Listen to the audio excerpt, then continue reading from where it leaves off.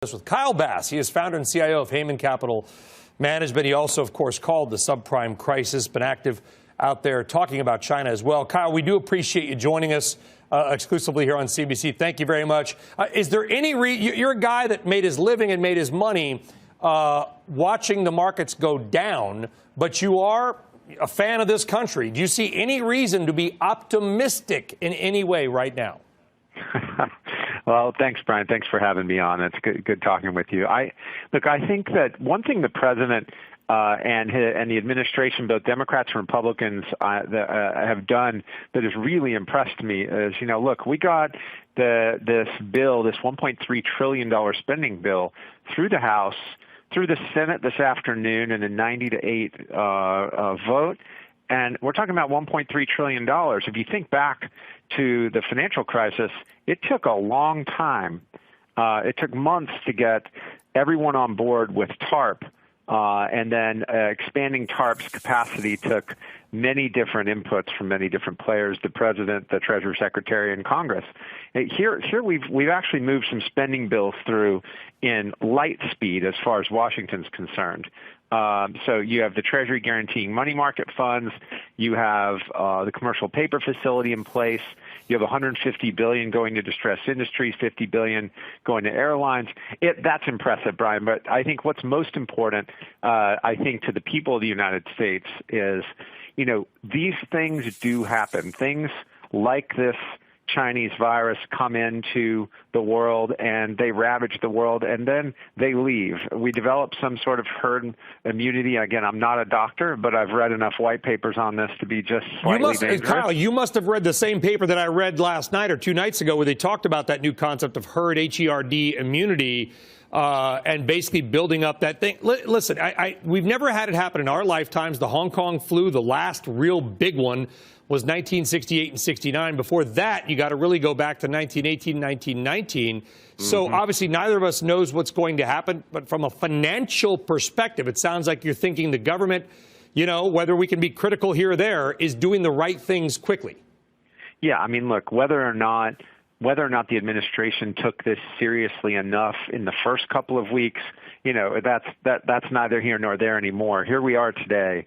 They're pushing through things. Both Democrats and Republicans are uniting. One of the things that United States does best is we all come together in crisis and we work hard to get through it. And we're getting through it. And, I heard some other commentators on your show earlier today talk about, I don't think the government's asking people to send their kids to distant battlefields to fight in kinetic wars. They're asking everyone to stay home for a month. I think everyone can pull that off. And for the people that are laid off and live paycheck to paycheck, these spending bills should help.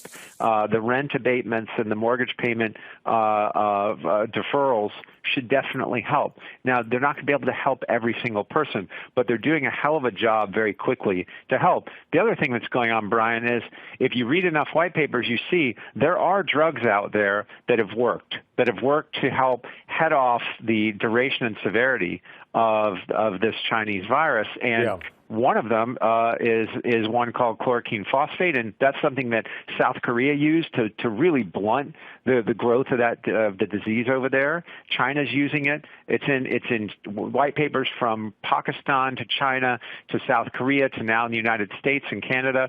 This is an anti-malarial drug that already has FDA approval. I think we'll see that rolled out soon. I think that Gilead has a very promising drug out there that's showing in clinical trials to be very effective if it's caught early to lessen the symptoms. So when I look at this, whether this takes 2 months, 3 months, or 4 months, whatever the number is, till we see peak deaths and then a curve on the downside, the way that the market is trading today, whether you're looking at cruise stocks or airline stocks or hospitality, all the hotel and motel stocks, and then our energy business is also under attack, by Russia and Saudi Arabia. It's all happening at the same time, and I think it feels to me like the panic is so much larger than it was in the financial crisis of 2008, and I think calmer heads will prevail. And I think the prices that some of these things are transacting at today are going to be literally buys of a lifetime for our generation. And the one thing that you highlighted in 06 and 07, Kyle, was that there were underlying structural problems in the credit markets, in the financial markets, and in the banks. When you look at it, do you see those same things today, or is this an income statement problem, not a balance sheet problem? Yeah, the most fascinating thing about today as compared to the financial crisis is back in 2008, the banks were the center of the problem. And today the banks are actually the center of the solution. The banks are very well capitalized today. We essentially re-equitized our entire banking system.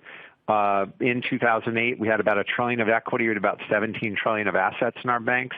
We pumped in almost $800 billion into the equity of our banks. And we, the United States, have the strongest banking system in the world. Europe, on the other hand, never recapitalized its banks, and they're in real trouble. And China's banks and Hong Kong's banks have yet to be completely recapitalized. I think this crisis will force it.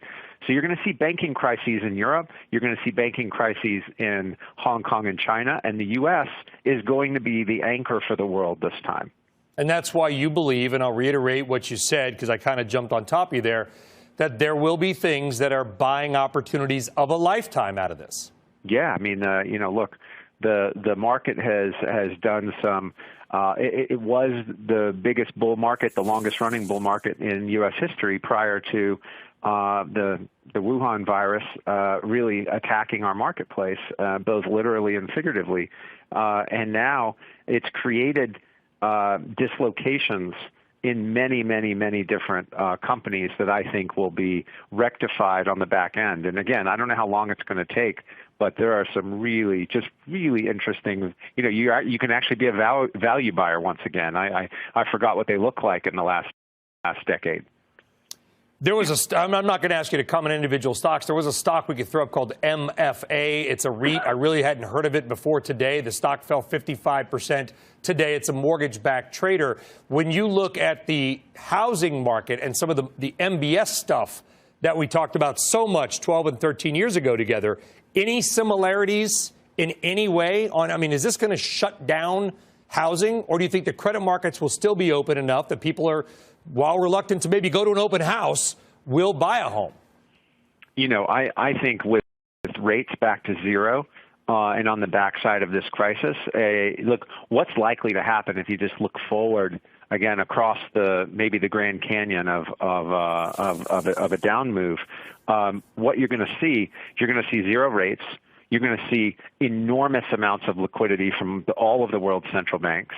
And I think they're going to let the economy's inflation is going to run hot.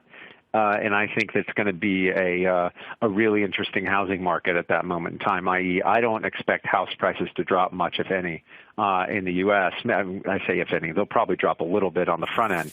But with zero rates and really cheap mortgages and a lot of liquidity on the back end of the crisis and everyone getting back to work, there'll be a real big surge. And look, when you think about the way the world's set up today, I always ask people, they say, well, why wouldn't you just go to cash, is what they ask me. And I say, well, where else are you going to put your money? You're going to put your money in Europe, where the banks are woefully undercapitalized. You're going to put your money in China, that rules by law instead of a rule of law. You can put your money in Hong Kong, where the banking sector is 900% of its GDP. There is no better place to put your money than the United States, and there's no better place to put your money in U.S. companies that are going to make it through this. Now, look, there's some companies that are going to get leveled by this crisis, right? Companies that were over-levered, or as we see, look, if you're running an airline and you have your cost structure and your whole cost structure is unionized, you have the pilots, you have the flight attendants, you have the gate workers, and then you've got all the slots you have to pay for and all of your equipment that you probably have leased and have lease payments to make.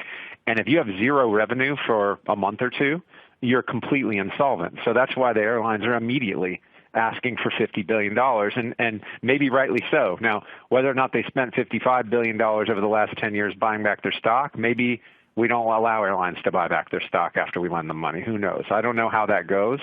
But there are a number of things that we can do in these loans from a governance perspective that will make our country stronger over time. I hope so. And I think the one thing we do need to do, too, though, is let's just call it COVID-19, not Wuhan or China or, coronavirus. Let's call it the COVID-19, Kyle. I think that'll bring us all together. Can we do that? Come up with a common name? You know what, Brian, I'll agree with you on a lot of things, but, changing the naming convention for viruses that's gone on for the last 100 years, the point of origin has always helped people understand which virus it is. And the Chinese Communist Party has asked the world, or actually really propagandized the world with this COVID-19. If we start naming diseases after numbers, we're never going to remember what kind of disease it is. I understand. I want to make sure we don't make it. We don't take it to a country level. You know what I mean? Because this is the global fight. You would agree with that, right? We call things West Nile virus. Why don't we call it the Wuhan flu? We can call it whatever we want to call it. I'm not going to call it what the Chinese government wants me to call it.